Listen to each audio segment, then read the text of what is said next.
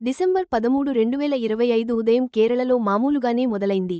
కానీ మధ్యాహ్నం అయ్యేసరికి రాష్ట్రం మొత్తం ఒక రాజకీయ భూకంపంతో ఉలిక్కిపడింది. స్థానిక సంస్థల ఎన్నికల ఓట్ల లెక్కింపు మొదలైంది. ఒక్కొక్కటిగా ఫలితాలు రావడం మొదలుపెట్టగానే ఇది మామూలు ఎన్నిక కాదని స్పష్టమైంది. విపక్ష యునైటెడ్ డెమోక్రటిక్ ఫ్రంట్ అంటే యూడీఎఫ్ రాష్ట్రవ్యాప్తంగా అద్భుతమైన పుంజుకోవడం మొదలుపెట్టింది. అధికారంలో ఉన్న లెఫ్ట్ డెమోక్రటిక్ ఫ్రంట్ ఎల్డీఎఫ్ మాత్రం పూర్తిగా వెనకబడింది. అయితే అన్నింటికంటే పెద్ద వార్త, రాజకీయ వర్గాలను ఒక్కసారిగా షాక్కు గురిచేసిన అంశం ఏంటంటే బీజేపీ నేతృత్వంలోని నేషనల్ డెమోక్రటిక్ అలయన్స్ ఎన్డీఏ చరిత్ర సృష్టించడం.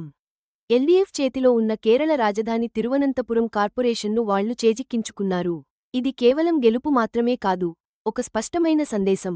కేరళ రాజకీయ చరిత్రలో ఇది శాశ్వతంగా నిలిచిపోయే క్షణం. గ్రామ పంచాయతీల నుంచి మున్సిపల్ కార్పొరేషన్ల వరకు మొత్తం 1199 స్థానిక సంస్థల్లో ఓటర్లు తమ తీర్పునిచ్చారు. ఆ తీర్పు చాలా స్పష్టంగా ఉంది. ప్రముఖ వార్తా సంస్థల లైవ్ కవరేజీ, అలాగే రాష్ట్ర ఎన్నికల సంఘం నుంచి వచ్చిన రియల్ టైమ్ అప్డేట్స్ ఈ మొత్తం డ్రామాని ఆసక్తిగా గమనిస్తున్న ప్రజలను ఎలక్షన్ రిజల్ట్స్ 2025 కేరళ అని వెతుకులాటల్లో మునిగిపోయేలా చేశాయి. ఈ భారీ మార్పునకు అసలు కారణం ఏంటి? రాజకీయంగా ఇంత చైతన్యవంతమైన ఈ రాష్ట్ర భవిష్యత్తుకు ఇది ఎలాంటి సంకేతం? ఈ ఫలితాలు ఒక కొత్త మార్పుకు సిద్ధంగా ఉన్న రాష్ట్ర చిత్రాన్ని చూపించాయి. ఇక్కడ సంప్రదాయ పట్టున్న ప్రాంతాలు కూడా సవాళ్లను ఎదుర్కొన్నాయి. కొత్త రాజకీయ కథనాలు మొదలయ్యాయి. కాంగ్రెస్ నేతృత్వంలోని యూడీఎఫ్ కేవలం గెలవడమే కాదు, ఒక రకంగా చెప్పాలంటే దూసుకుపోయింది. ఇది వారి బలమైన పునరుజ్జీవనాన్ని సూచిస్తుంది. గత 2020 స్థానిక సంస్థల ఎన్నికల్లో సునాయాసంగా మెజారిటీ సాధించిన ఎల్డీఎఫ్ ఇప్పుడు గట్టి ఎదురుదెబ్బను ఎదుర్కొంది. తాము అజేయమని భావించిన ప్రాంతాలను కూడా కోల్పోయింది. కేరళ రాజకీయ చరిత్రలో ఒక కొత్త అధ్యాయానికి రంగం సిద్ధమైంది. ఊహించని విజయాలు, భారీ ఓటములతో నిండిన అధ్యాయం ఇది. 2025 స్థానిక సంస్థల ఎన్నికల్లో యునైటెడ్ డెమోక్రటిక్ ఫ్రంట్ యూడీఎఫ్ ప్రదర్శన మామూలుగా లేదు, అదరగొట్టేసింది అనే చెప్పాలి. కేరళలోని పల్లెల్లో, పట్టణాల్లో వాళ్లు మళ్లీ బలంగా పుంజుకున్నారు. రాష్ట్రంలో అతిపెద్ద శక్తిగా అవతరించింది యూడీఎఫ్. మొత్తం 6 మున్సిపల్ కార్పొరేషన్లలో 4టిని ఖచ్చితంగా, స్పష్టంగా గెలిచి చూపించారు. కొల్లాం, కొచ్చి, త్రిస్సూర్, కన్నూర్ లాంటి ప్రధాన నగరాల్ని మళ్లీ చేజిక్కించుకున్నారు. పోయిన 2020 ఎన్నికల్లో ఇవన్నీ ఎల్డీఎఫ్ చేతిలో ఉన్నాయి. యూడీఎఫ్ ఆధిపత్యం కేవలం కార్పొరేషన్ల వరకే ఆగలేదు. మున్సిపాలిటీలు, వందల గ్రామ పంచాయతీల్లో కూడా వాళ్లు స్పష్టమైన మెజారిటీ సాధించారు.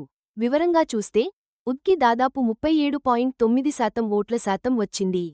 దీనివల్ల సుమారు 321 గ్రామ పంచాయతీలు, 38 బ్లాక్ పంచాయతీలు, 3 జిల్లా పంచాయతీలు, ఇంకా 41 మున్సిపాలిటీలు వాళ్ల చేతిలోకి వచ్చాయి.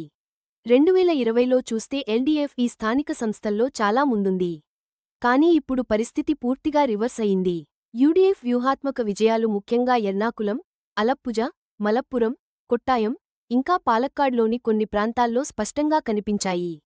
పత్తనంతిట్ట, ఇడుక్కి జిల్లాల్లో కూడా వాళ్లు మళ్లీ బాగా పట్టు సాధించారు. త్రిస్సూర్ విషయానికొస్తే యూడీఎఫ్ ఒక చారిత్రాత్మక విజయం సాధించి తిరిగి వచ్చింది. 56 డివిజన్లలో ఏకంగా 33 గెలుచుకుంది. అల్త్ కేవలం 11కి, ఎద 8కి తగ్గించేసింది. ఈ భారీ విజయం అనుకోకుండా వచ్చింది కాదు.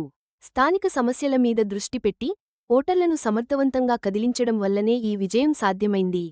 యూడీఎఫ్ శ్రేణుల్లో ఉత్సాహం మామూలుగా లేదు, స్పష్టంగా కనిపిస్తోంది. కాంగ్రెస్ అధికార ప్రతినిధి షామా మొహమ్మద్ అయితే ఈ ఫలితాలు అద్భుతం అని, తర్వాతి అసెంబ్లీ ఎన్నికల్లో పార్టీ భారీ మెజారిటీతో తిరిగి అధికారంలోకి వస్తుందని చాలా ధీమాగా చెప్పారు.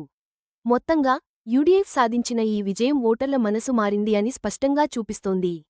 స్థానిక స్థాయిలో వాళ్లు ప్రజలతో కనెక్ట్ అవ్వగలరు, పాత ఆధిపత్యాన్ని సవాల్ చేయగలరు అని నిరూపించుకున్నారు. యూడీఎఫ్ సంబరాలు చేసుకుంటుండగా అధికారంలో ఉన్న లెఫ్ట్ డెమోక్రటిక్ ఫ్రంట్ ఎల్డీఎఫ్ కి మాత్రం ఊహించని పెద్ద ఎదురుదెబ్బ తగిలింది.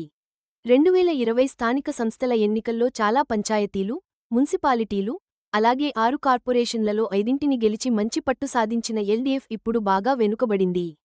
కొన్ని కీలక పట్టణ సంస్థల్లో అయితే గతంతో పోలిస్తే దాదాపు సగం సీట్లను కోల్పోయారు. ఇది ఓటర్ల మొగ్గు ఎలా మారుతోందో స్పష్టంగా చూపిస్తుంది. 6 కార్పొరేషన్లలో ఎల్డీఎఫ్కి దక్కిన ఒకే ఒక ఊరట కోజికోడ్ను నిలబెట్టుకోవడమే. అయితే యూడీఎఫ్, ఎన్డీఏల నుండి గట్టిపోటీ వచ్చినా కూడా వాళ్లు దాన్ని నిలబెట్టుకోగలిగారు. ఈ పట్టు కోల్పోవడం ముఖ్యంగా ఎల్డీఎఫ్కి సంప్రదాయ కంచుకోటలైన ప్రాంతాల్లోనే స్పష్టంగా కనిపించింది.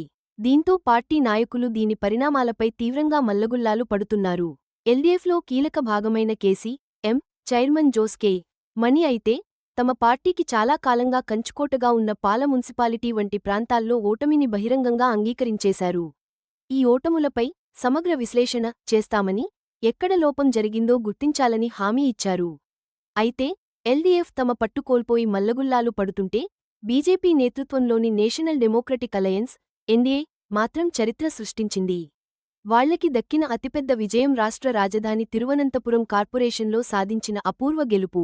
ఇది ఒక చరిత్ర సృష్టించిన విజయం. ఎల్డీఎఫ్ చేతుల్లో ఉన్న కార్పొరేషన్ను లాగేసుకుని కేరళలో ఎన్డీఏకు ఇంత పెద్ద పట్టణ సంస్థ దక్కడం ఇదే మొదటిసారి.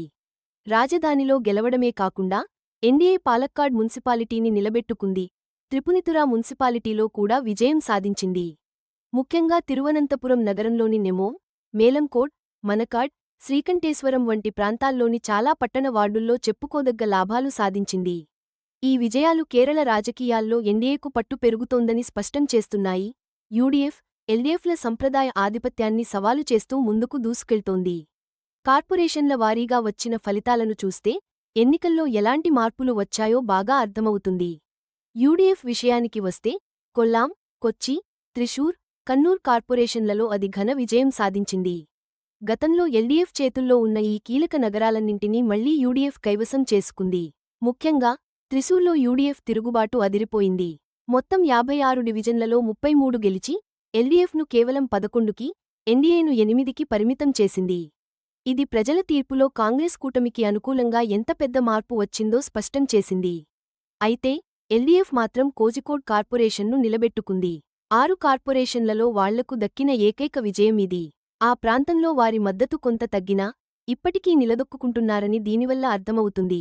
కాని అందరి దృష్టి తిరువనంతపురం కార్పొరేషన్ పైనే నిలిచింది. అక్కడ ఎన్డీఏ సాధించిన చారిత్రక విజయం రాష్ట్రమంతా చర్చనీయాంశంగా మారింది. ఈ ఎన్నికల రణరంగంలోంచి కొన్ని ఆసక్తికరమైన వ్యక్తిగత విజయాలు కూడా బయటకొచ్చాయి. వ్యక్తిగత ప్రాధాన్యతలను అవి హైలైట్ చేశాయి. తిరువనంతపురంలో యూడీఎఫ్ మేయర్ అభ్యర్థి, మాజీ ఎమ్మెల్యే కె.ఎస్. సబరినాథన్ కౌడియార్ వార్డు నుండి విజయం సాధించారు. ఇది కూటమికి చాలా కీలకమైన గెలుపు. మరో ఆకట్టుకునే కథ వైష్ణ సురేష్ది. తన అభ్యర్థిత్వాన్ని దక్కించుకోవడం కోసం న్యాయ పోరాటం చేసి ముట్టడ వార్డులో 393 ఓట్ల మెజారిటీతో ఆమె గెలుపొందారు. ఈ వ్యక్తిగత విజయాలు అభ్యర్థులు ఎంతగానో కృషి చేసి ప్రజలతో ఎంత దగ్గర సంబంధాలు ఏర్పరచుకున్నారో చూపించాయి. ఎల్డీఎఫ్ నాయకుడు జోస్ కే మణి తమ సంప్రదాయ కంచుకోట అయిన పాల మున్సిపాలిటీని కోల్పోవడంపై బహిరంగంగా ఒప్పుకోవడం ఎల్డీఎఫ్కు ఉన్న సవాళ్లు ఎంత లోతైనవో మరింత స్పష్టం చేసింది. ఈ ఫలితాలు కేవలం పార్టీల అనుబంధాల గురించి మాత్రమే కాదు, ఇవి స్థానిక ప్రజల ఆకాంక్షలను, నిరాశలను ప్రతిబింబిస్తాయి.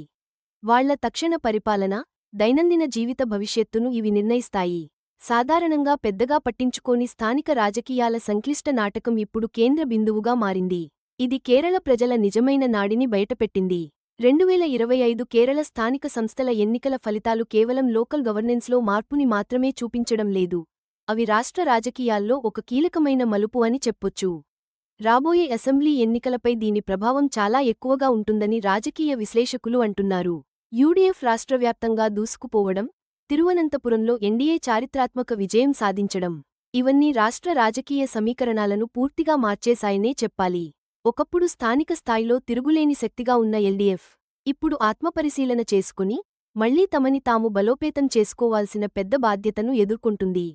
స్థానిక అభివృద్ధి, సంక్షేమ పథకాల అమలు, రోజువారీ పాలన, ఈ విషయాల్లో గతంలో ఎల్డీఎఫ్ బాగా రాణించేది. కానీ ఇప్పుడు ఈ ఎన్నికలు ఈ అంశాలపై ఒక స్పష్టమైన తీర్పునిచ్చాయి.